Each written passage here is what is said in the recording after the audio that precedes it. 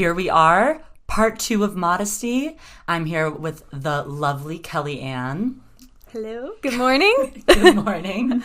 And the wonderful Kelly. Hello. And I'm Emma. Welcome to the Woman Being podcast community, where we explore thoughts and opinions and have the freedom to change our minds. Without expectation or judgment, we will hold a safe space and support each other as we navigate together in the form of feminine. I feel like now that we've sort of laid this groundwork of where we're coming from, these stories that hopefully you guys have also related to, hopefully you guys can see some similarity in your story with those stories. Well, kind of not hopefully, because I hope you didn't have this trauma, but we want to relate to you guys in that. And now I feel like we want to dive in a little bit more to what all this means, what this looks like today, and how we move forward in our culture that is still a Christian culture that still values this thing called modesty. So I kind of want to dive right into a counterpoint, if you will, which is we're talking about we're gonna go in hot. Okay. Here we go. Okay, whatever you say. To all our Canadians out there / Minnesotans. I love you, Minnesota. So we're talking about modesty. We're saying all of these awful things about it, essentially, talking about how it has created these harmful mindsets. But if modesty is so bad, then how do we even move forward? What do we do? Do we just all become nudists? Yeah. Do we just wear no clothes? Well, yes. And now obviously. This is where the video part of our podcast really comes in. But really, what does that look like? How do we know where to draw a line? How do we know what is okay if we're going to say, oh, all these rules were flawed? Yeah, I mean, I think first of all, I think drawing some clarifying lines too, what we talked about last week is at least in my story personally, I never was pushing the boundaries beyond what other normal girls were wearing. And so definitely for me, with modesty, as a young girl, I just wanted to, fit in. Yeah. Look the same, feel cute. It was never like I was not a Miley Cyrus, which Miley Cyrus, I commend you. Just a little shout out, but yeah, I wasn't trying to like go to school topless or anything like that. So, just clarifying as we talk about modesty and how it's not effective, we are talking about like it's okay to wear a bikini. It's okay to wear leggings.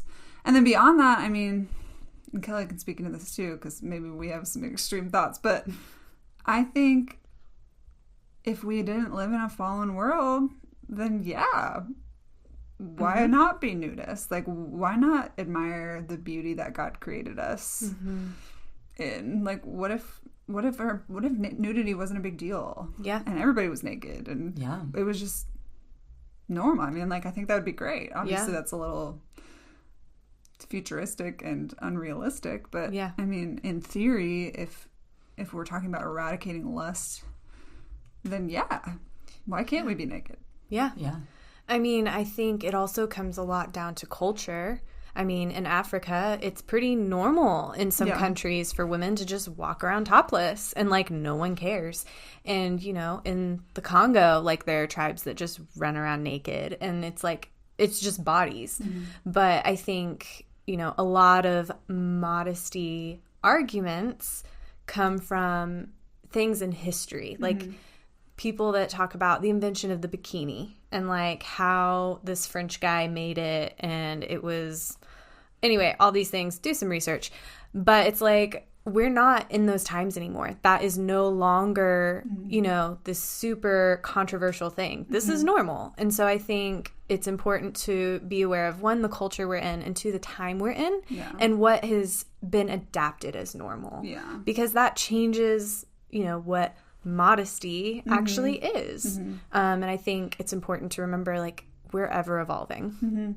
Well, and I think of too, like there was the first woman to wear a bikini who was actually, I think, a stripper or a prostitute. Like, she was the only person that they could find who was willing to wear. I mean, obviously, check your references, people, and Google that. But back when you wouldn't show your ankles, right? It was like, it was very, forward at the time. But there had to have been a first woman to wear jeans. Yeah, exactly. And a first woman to step out and, like, remove her, I don't know, petticoat covering, or I don't even know. God forbid. or who said, like, no, I'm not going to wear a corset. So I think, on one hand, yes, like, we are safe within the bounds of what society has defined now. But I think also, like, I don't think that woman was, do you think she was sinning by wearing jeans? No. Because it wasn't cool for the culture at the time? And does that mean that Christians are just supposed to, like, follow the herd and not ever push boundaries? And we just, kind of get pulled along with the progressive society that doesn't believe in God? So I'm kind of like, I'm really torn between, like, yes, I'm not saying let's all, go topless and, like, freak out, like, upset society. But I'm also saying, like, there are powerful women in our past who did have to upset society for the sake of equality and, embracing their own bodies. And I think that's really brave, and I admire that too. So yeah. Well, and I think it's a weird place. It is a weird place. And I think it has to come back down to the heart and the intention, because we're always going to be, like, there's always going to be this interesting dance between secular culture and Christian culture. I think there's common ground, and there can be space in the middle. But it's important to remember we don't have to be so different in the name of not sinning. Yeah. I mean, I think that a lot of the ways that women dress have been so closely linked to oppression of women that it's hard to really separate the two. Like, if you look at, for example, when women first started wearing bras instead of corsets, right? It was invented by a woman who basically said, I'm fed up with literally hurting myself and forcing my body into this unnatural shape, and I just want to wear a bra. Yeah. And she tied some scarves together and she wore a bra and invented the first bra. And it's a really interesting story. But that, in some ways, that instead of being so, like, progressive, really it's just trying to bring men onto the same level as men. Yeah. Because even with, like, women who first started wearing pants as feminist movements were growing, it was like, women are wearing pants. Oh no. And it's men wear pants every day. Yeah. And we're just trying to be on the same level and trying to fight for our equality. And so I think that goes into a whole different realm too of is it really that progressive, or is it actually trying to bring women up to a level that they should have been at all along? Yeah. Well, and even the practicality side of it, like, for those of you who have not worn a corset, it's not fun. I can imagine. And women that I danced a whole summer in a corset. It was my costume. It was terrible. But I mean, women that complain about bras, I'm like, listen, it is not that bad. And so it feels really like yes, there is that level of, like, we're, trying to put men and women a little more on the same, like, status level. But also just the practicality side. Like, corsets suck and they hurt. I'm going to wear this bra instead. Why is that so weird? Why is that like, oh my gosh, what an upset, Yeah. Or like, I want to be able to ride a horse without, sitting side saddle. Yeah. I'm going to wear pants. Like, side saddle sucks too. And it's not safe. No. Well, it's another story, but. Yeah. And I mean, and I think one thing that the church in general struggles with a lot is being okay with there being new normals. Yeah. And we have to remember that actually it's okay for us to change and to grow because it doesn't change our foundation. Yeah, that's good, Emma. I mean, like, if like a tree grows, right? Its roots are always in the same place, but that tree is going to change. It's going to grow up from a sapling. It's going to become this beautiful and big oak tree. It's going to have orange leaves in the fall. It's going to have fruit in the spring. All these things.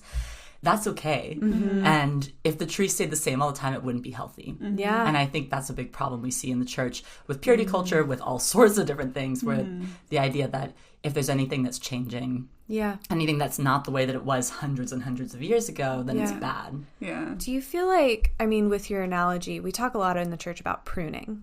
And on a personal level, like we're like, oh, God's pruning me. My life is terrible right now. And I'm like, oh, great. But it almost feels like there's a level of that in the church, but the church doesn't love it because we're really locked into what we can predict and what we know. And sometimes when you move into pruning, like, okay, women don't have to wear skirts all the time anymore. They can wear pants. That's in a way like a pruning. Yeah. And it's kind of the church's opportunity to either get behind that or not.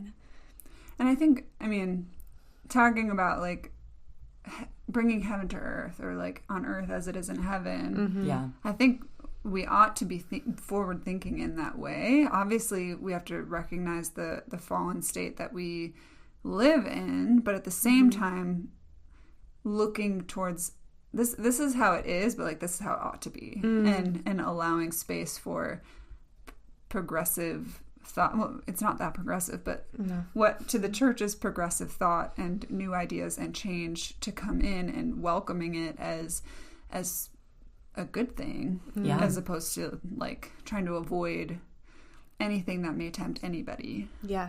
So, because that's the thing, right? Sin's not avoidable. I mean, we're all going to sin. We're all going to mess up.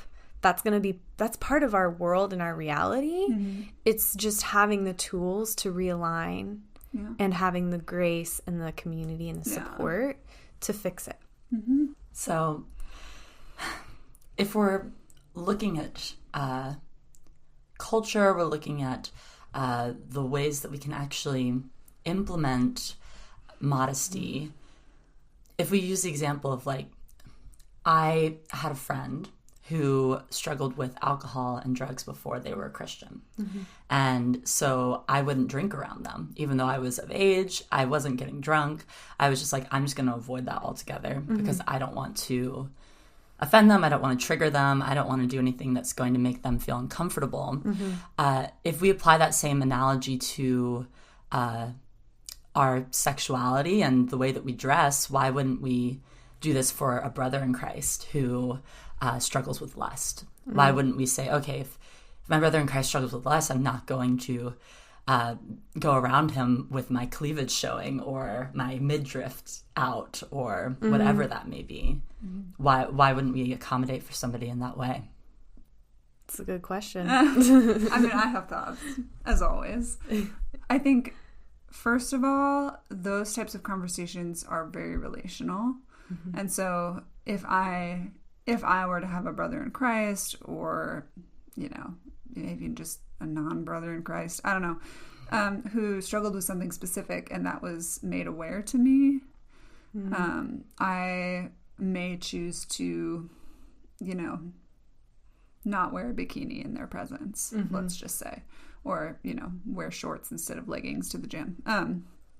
But the problem is that modesty as a whole is requiring me to preventatively dress on behalf of all men, as if they all have various ailments.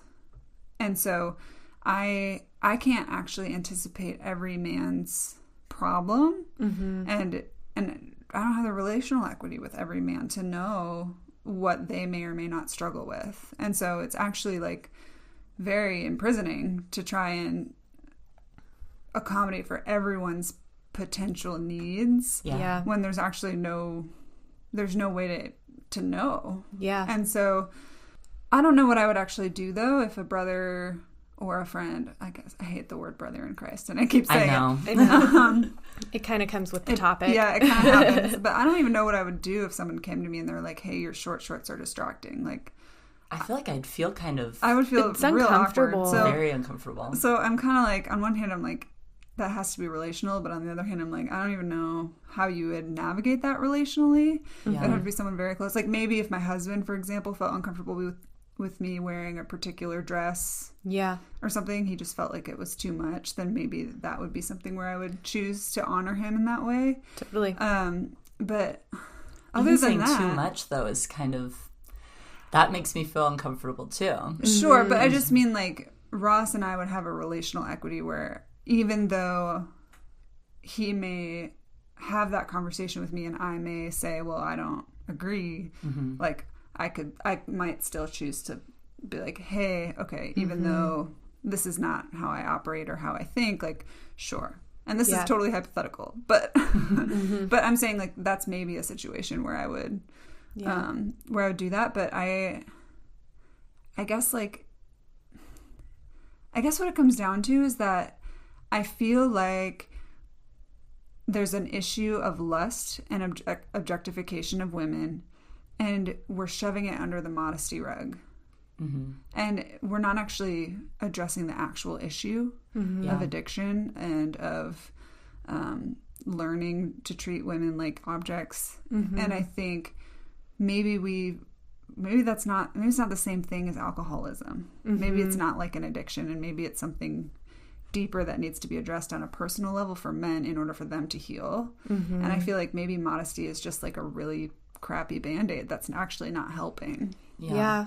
I mean, if you were to try to accommodate for every man that's around you, it's like a man wearing a condom all the time. You know, like, if a man were to wear a condom all the time, just in case something happens, that's totally impractical. Yeah. Like, it doesn't make any sense. Work. It seems ridiculous. And it's so like, I don't want to accidentally get anyone pregnant, so I'm going to wear this all the time. All the exactly. It's like, okay, good for logic you. is flawed there. Yeah. Yeah. Yeah, and I think I was watching another podcast or listening to, and they were talking about how we've become so sensitive as a society that we've actually made rules to accommodate for the very minor exceptions. Specifically, they were talking about this gathering, this kind of governmental forum gathering, and someone got up and was literally like, hey guys, I have ADHD, everyone's moving around a lot, can everyone please stop moving and like chattering? It's like, oh, okay, like, I'm so sorry you struggle with ADHD, however, it's actually not practical to hold everyone else to that standard for your peace.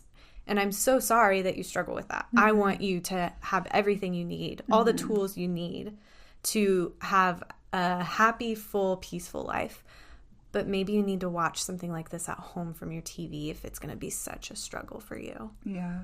Well, and it's like, it comes down to control. Like, you actually don't have control over the people around you for the majority of... Yeah. And you shouldn't be controlling other people. And so it's like the idea that, like, oh, I have this struggle, therefore everybody else must accommodate me is, I mean... First of all, just unrealistic. But second of all, is like, it causes pain for you and the people. And like, and it's handing over your power. Like, you need to learn how to cope for yourself within the world that you've been handed. Like, you can't expect the world to carry you through it. Yeah. It's definitely handing over your power and authority over yourself. Yeah, and I hate to sound insensitive, but I mean, at the same time, it's like, I mean... You just, like, people aren't there to, you know, cater to your needs. Yeah. Not everything's going to be perfectly comfortable all the time. Yes. And like, if you expect that, then you're living life on a cloud. You're in a bubble. So sorry. Yeah. Exactly. So then, if we're looking at this, I know that we touched a lot on stories with parents last week. And what does it look like? Obviously, none of us are parents. So we're coming from a sort of an outsider perspective. But what does it look like to now raise a child and keep them safe and implement modesty as like a Christian parent today? What would you guys say to that? How would you tell a parent to navigate that? Wow. I mean, I'd like to first of all say, like, parents, you're doing a good job. And I know you're absolutely trying your best. it is not easy to be a parent, even though I am not a parent. I have friends that are parents. I know many parents. I have been parented. And I know, like, you're probably absolutely doing the best you can. I would suggest doing some research. But also remembering, like, you can't actually raise your kids out of fear of what might happen. I grew up in a very unsafe neighborhood, and we always had the door locked. We were never allowed to play out in the front yard. Like, we had a lot of rules to keep us safe. But as I grew up and as an adult, and moved away, far away, halfway across the country from my parents, I had to learn how to make myself feel safe. And I think, and it's because I was parented out of that space of what could possibly happen. Mm-hmm. And so instilling fear actually doesn't help your children be equipped with tools. I think teaching them tools and how to get out of situations they don't want to be in, how to be aware of their surroundings, I think that is a lot of it. And from there, I think you kind of got to hands off a little bit. But I'm also not a parent. I have not grown a human for 9 months inside my belly. So I'm also not going to be like, I'm the authoritative figure on all things parenting and modesty. You're not a parenting expert? No, I thought that was why we had you. That's definitely why I'm here. That was your thing. Yeah. Maybe we're going to need to find someone else. Sorry, Kelly, we have to let you go. Okay. I understand. Because neither of us are parenting experts either. So I can't speak into, like, it from a parent's perspective, but I can speak into it from the perspective of this is what I wish, or how I wish the conversation might have gone with my parents. Mm-hmm. And that is just, there's a difference between, those clothes are unsafe, potentially, or those clothes could, like, send a message that might make you unsafe. Mm-hmm. And, those clothes are immodest and you should be ashamed. Mm-hmm. And so, in terms of, like, oh, your daughter's going out to a party in downtown city and she's wearing really short shorts, and, like, there are actual steps that you can take to be like, okay, make sure you're with friends and don't leave anyone's side, and don't, set a drink down, that whatever, and, don't. If someone makes you uncomfortable, trust your gut. Right. Stay away from strangers. And if someone makes you uncomfortable, tell them to stop. Like, you have the right to do all those things, as opposed to necessarily focusing on, like, you're sending the wrong message with your clothes. Mm-hmm. And so that's, like, a separate issue. And I think, like have concern for your child's safety, but, like, as, like, a daughter doesn't need to know, like, oh, you're causing the men around you to sin. Mm-hmm. I think that can be known as a reality, but that's not her problem. That's not her problem. And so she doesn't need to be she needs to be aware but not concerned about other people's issues around her. Yeah. And then also, like, I would phrase things in terms of, like, what's appropriate for the setting that we're going to be going into, whether it's a new culture that we're stepping into, or a new country, or a school versus the beach. I think there are obvious, like, okay, we're not going to wear a bikini top to school because it's not appropriate. But that's in terms of, like, I want you to be dressed for your best success for school, as opposed to, like, you're going to be looked at like a piece of meat if you wear it. Does that make sense? Like, it's very different. Helping our daughters make wise decisions about, like, this is what's going to be appropriate for the setting that you're stepping into, not like, oh, your body is so sexually attractive that if you wear that, men cannot help but fall at your feet. Yeah. There's, like, it's a very different conversation. So, and then also, like, just remember, like, your daughter wants to fit in. Yeah. She wants to look like other girls. She wants to feel accepted and a part of the thing. And, like, I don't think it's fair to subject your kids to bullying just because you're uncomfortable. Yep. And so, if... That's good.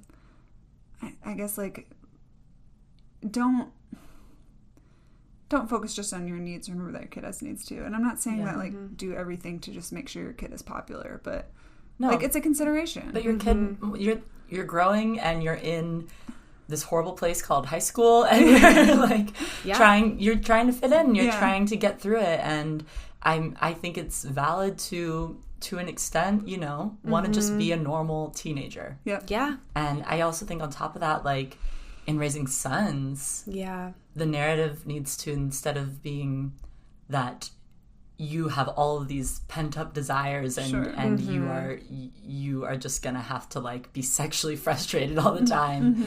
Instead saying, like, hey, like, you actually really need to honor and respect women. And Absolutely.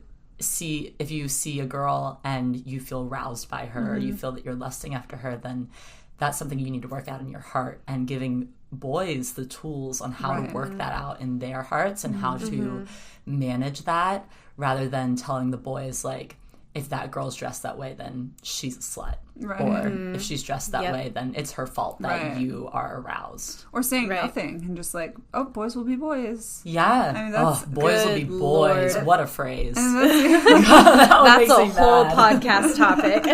But it's just like, kind of like, oh, well, that's just the way boys are. I didn't know how to deal with it, so they're not going to know. Like, I mean, like, go get help, read a book. Like, there's resources out there for you to help your son. That's all I'm going to say. Like, it's true. When I get there, I will do the same thing. But I totally agree. Like, let's stop forcing things on girls that really are on boys' shoulders. Right. Well, and I think really making an effort to understand the opposite sex. Because if men understood the inner turmoil women go through with these kinds of things, most men, I think it'd break their heart, because they all have women in their lives. And I think, like, as fathers raising daughters, understand your daughter's perspective and strive to, like, you know, cover her in that. And then even mothers raising sons, like, give your son the tools and the skills. I mean, I follow a doctor on Instagram who's, like, a world-renowned leading female health expert, and she has a son, and she talks openly about, like, how she is educating her son about both men and women's bodies, because it's important to know about both. You can't just know about your own body. I mean, I was listening to an interview where Michelle Obama was interviewing her brother the other day, and her brother in I think in middle school or something, he was taking his first sex ed class, and he actually got in trouble because he answered too many questions right on the test. And he got one, like, it was like a terms test, just like, do you know what all these things mean? And the one that he got wrong was menstruation, because he didn't know it. He guessed that it was something that happened with men because it had the word men in it. Okay. But he got everything else right, and he knew, like, this is what a vagina is, and this is what he knew a lot of those things, and he was like, our mom was really open to us and talked to us about these things, which was very progressive for the time, especially this was, like, 40 years ago. And the teachers were concerned that maybe he was some sort of, like, pervert, because he knew all these things about the female body, and it was nothing, like, he was just like, I just knew about it because our mom talked to us about it. And I think it blows my mind to think that a school would be concerned that a boy knew too much about the reproductive system. That's so upsetting. Yeah. I mean, even, like, concerned that he's a pervert, like, secrecy and shame is where perversion is birthed. Yeah. Like, the more education, the more understanding, the more space we foster for conversations, the less, like, space for things to grow in the darkness we'll have. Exactly. I'm like, I have so many feelings. Well, and also just, like, here's one more little tip for moms and dads. Take your daughter shopping. Yeah. Like, she wants to feel pretty. She wants to feel validated. She wants to feel loved. She wants to feel good she wants to feel like her body matches the clothes that she's wearing. So, like, know your daughter and, like, spend time with her. Don't just, like, berate her clothes. Yeah. Well, and ask her. Yeah. Ask her what she feels pretty in. Ask your son what he feels good in. And, yeah, I think that also knowing, like, every child's different. Some kids are going to want to cover up, and that's how they feel comfortable, and that's the way they want it to be. That's great. And that's totally fine.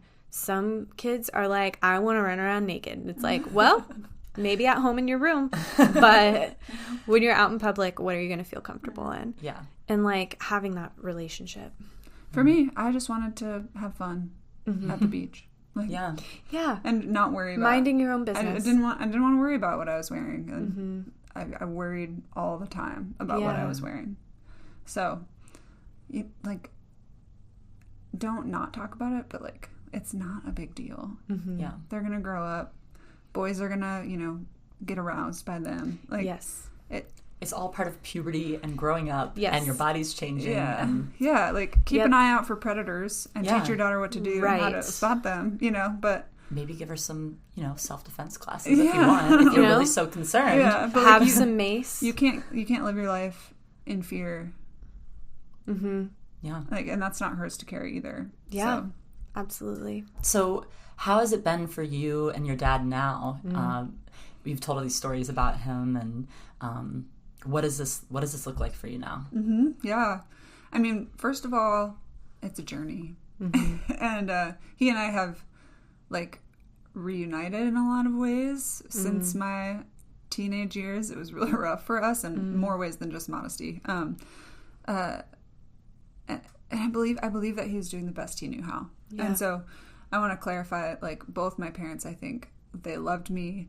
They wanted what was best for me. And none of the stuff that he told me was out of anything other than, concern for my well-being. Actually, about 4 years ago, I wrote an article about it, and it was published.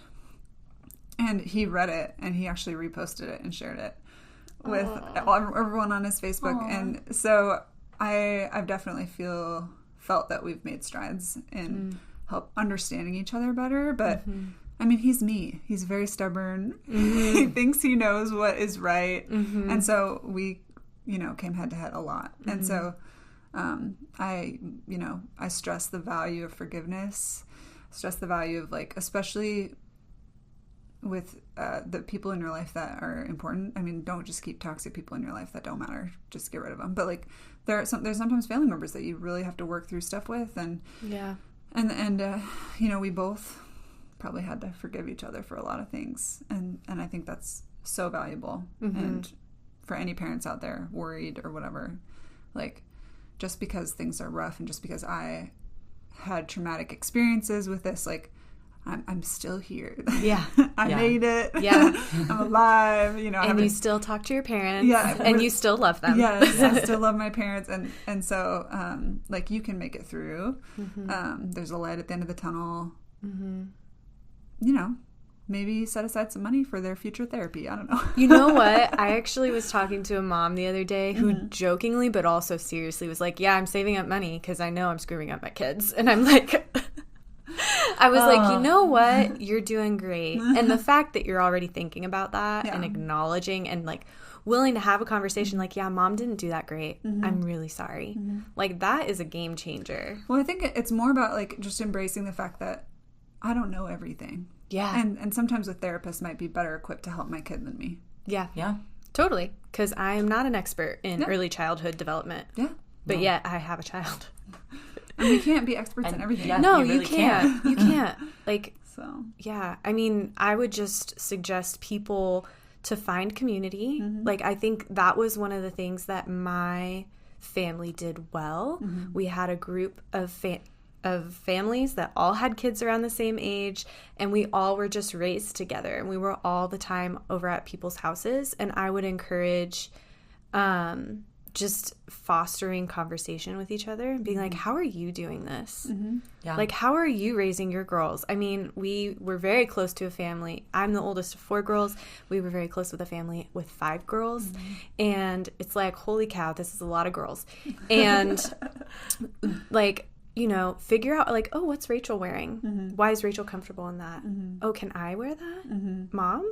And then that creates this sense of camaraderie, and then you don't feel like you're the odd one out. Yeah. And I think just, do some research. Yeah.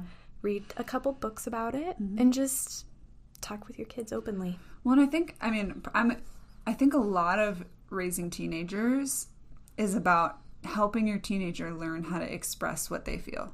There's a lot of emotions. There's a lot of hormones happening. There's a lot of pressure. I mean, I think about my schedule in high school. We're talking about 14-hour days back to back for 5 days a week, and then, you know, crazy stuff on Saturday and church on Sunday. Like, that is a wild schedule. Yeah. With homework on top of it, you know? Mm-hmm. Also sleep, because you're growing. Also, yeah, exactly. And you're not getting as much sleep as you ought to have. So, so I guess, like, my heart towards all of this, as we talk about modesty, is I've felt all the feels, and I've been there, and there have been many moments on my journey where I didn't have words to express the pain and the shame that I was feeling. Yeah. And so as we talk about this, I guess I just hope that anyone out there who doesn't really, like, has feelings but doesn't really know what they're experiencing, or somebody has said something to them and it was really painful and they don't know why, like, that's good.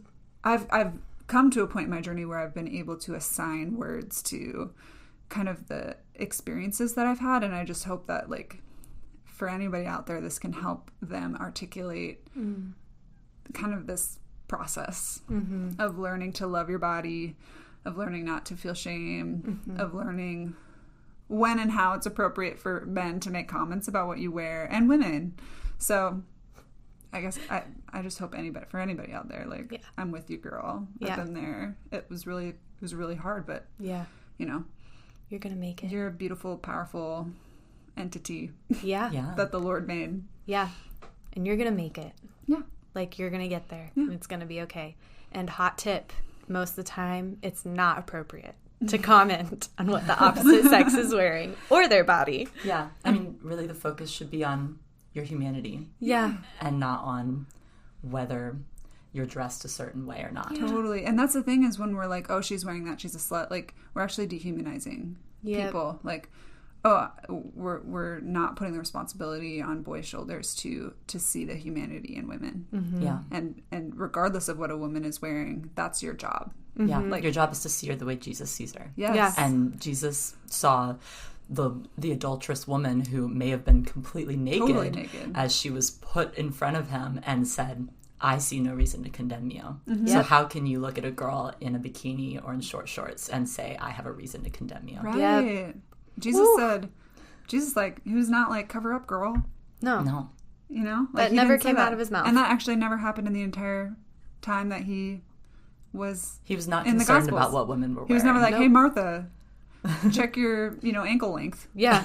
Make sure you're wearing your proper head covering, because... Yeah. Like, that was not his main concern. His main concern was like, hey, we're broken people and we need salvation. And, like, I don't know. Yeah. Let's focus on the root issue. Modesty is a cover-up for something much deeper, and I think the enemy has been very sneaky in making it the forefront of a woman's like, purity and righteousness. And value. Yep. And value, yeah. And really, it has nothing to do with any of those things. Yeah. Nothing. Well, on that note, ladies. We have feelings. I'm so thankful that we get to talk about these things. And thank you guys for sharing all of your thoughts and opinions. And we want to hear all of you guys' thoughts and opinions. We love getting to hear your stories. We want to continue to hear the ways you've been impacted by modesty, or if you have kids, the ways that you're teaching your kids modesty now. That would be incredible. Got great creative ideas on how you talk about it with your daughters. Like, love to hear it. Because I'm going to have daughters one day. We're taking notes now. Yeah. Right, but we're going to wrap this episode up. Yeah. And be sure to tell us about all those things on our social media at Woman Being Podcast. And we can't wait to see you guys next week. Bye. Bye.